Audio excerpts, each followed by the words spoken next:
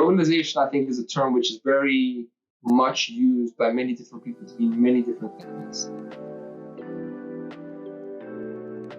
How will the Global Power Index benefit future investors? Okay, so with the Global Power Index, this is a question I get asked a lot in different kinds of ways. How does this impact me? Now, the Global Power Index essentially is a way in which any client can better understand how power operates and how power is created in the world. So that comes down to basically understanding the basics of who has power and how is power expanded and how can it evolve and how can it impact these three groupings of people. So from our assessment, we say that power is first of all located primarily within nation states. That is the prime vehicle, sovereign vehicle, that everything else that we experience in human society come out of. Corporations come out of being allowed to be created by nation states. Wars happen between nation states. People are citizens of nation states. Sanctions are placed by nation states on entities within nation states, and tariffs are placed on the borders between them. So our logical conclusion is that the prime mode of power is a nation state. And then you have to answer how would you define power in this context? So the way in which power is defined is the ability of a nation state to secure their own interests. And the next question becomes, what tentacles or what modes do they have in which to execute their power? And from this, we have created something called the centers of power idea. So we're saying that a nation state's power is developed on 6 different axes, which includes their active consumer market, their military balance, their technological leadership, their financial strength, their geostrategic positioning, and their systemically important commodities. Out of these 6 areas, countries grow and fall on these 6 axes over time. And the Global Power Index essentially maps all of these different 6 centers of power and creates 6 sub-indices which measure these specific things. And then the GPI is essentially a super index which allows you to see a country from a high level. So if an investor were to use this index, they are much better able to quantify the potential for this country moving forward by looking at it through these 6 angles, as opposed to just using a thematic based approach, which says, this is what's happening today, and how can we hedge our bets so we don't lose money in the next 6 months, as opposed to thinking, what is the potential for this country in the future? We're recognizing the crisis we have today, but how can this country or this region come out of it in the next X or so months or years or whatever? So it's really looking at it in trying to answer the why, as opposed to the what's happening now, where a lot of people are living at the moment. What do you believe is causing increased geopolitical risk? Okay.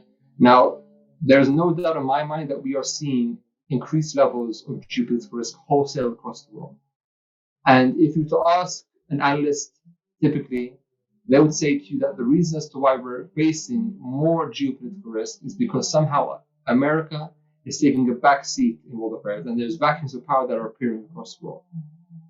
Now, that may work well and good if you are an academic, meaning if you're looking at the world through a historical lens of what America has been doing in the past. But we say that the reason as to why more geopolitical risk is happening is because countries across the world are developing in their COPs, their centers of power, which is allowing them to have a much bigger voice on the world stage. So in the past, you had countries like Saudi Arabia, even 70 years ago, they were a negligible power. They had nothing really that stood them out as something serious to be dealt with. But as oil became a source of income, as their consumer markets grew, as their demographics increased and became more powerful, as their military balance increased over time, they then had a much louder voice on the world stage because they could back it up by fundamentals. And this is happening across the world with all countries of the world. And with this happening, countries have a bigger voice and they are demanding much more of partners, and they are staking their claim a lot more ambitiously in the world, as to where in the past they wouldn't do so as much because they had nothing really to back it up. So with China rising, with countries in the Middle East, rising, falling in terms of their power, countries within sub-Saharan Africa rising also in different ways, we're seeing tensions boil up between neighbors because the balance of power between them is changing. And this is a new reality that we're facing in the world. because no longer do we have only the superpowers which are dominating now, but we're having a much more, not even playing field, but a much more active playing field on different levels, and we're seeing this rise and fall over time.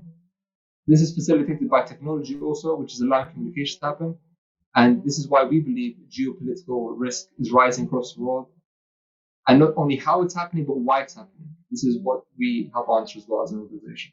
How is globalization shaping our daily lives? Look, globalization, I think, is a term which is very much used by many different people to mean many different things. Okay, but if we take the core of how we define globalization, and that is the transfer of not only knowledge, but culture and process by different parts of the world, you can see it compounding over time exponentially.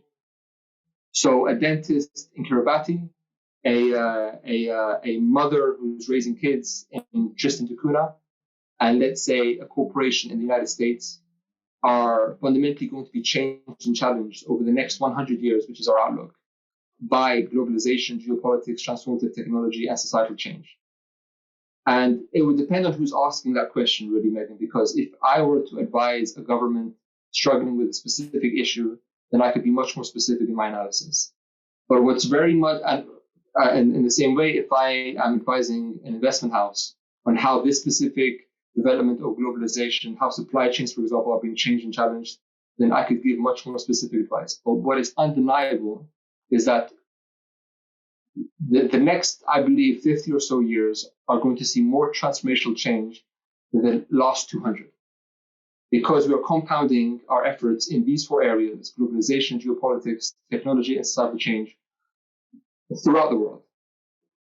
And people are trying to use technology and use aspects of society to reach levels where they see happening across the world. And this aim of trying to catch the leader is going to have a lot of unintended consequences that we'll see in the world.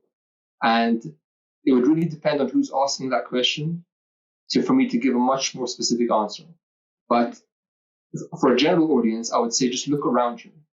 Look at, for example, the fact that what your parents' understanding and conception is of how to use technology and how you're using that and how your children will use it, and what that means for your reach in terms of if you're a business, if you're a corporation, if you're a government, or if you're an activist. And this is what's changing the world fundamentally. And organizations, I think, and investors and governments are very much waiting to see what this change will bring. And they may be on the back foot a lot of the times in reacting to it as opposed to being active leaders in it, because it's such a new dynamic for humanity, really. And I'm not using that in a throwaway term, but it's really changing humanity, the way that we're understanding the world and the way in which we are participating in the world wholesale. How do you predict the world of finance and economics will evolve in the future? Well, financial players, I think, will change.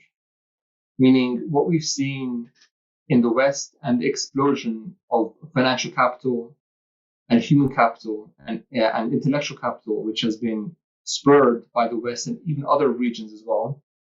We're going to see financial players grow and develop in different financial districts because, again, their centers of power are developing to the level in which they have enough income to then participate in the global economy and the global financial system.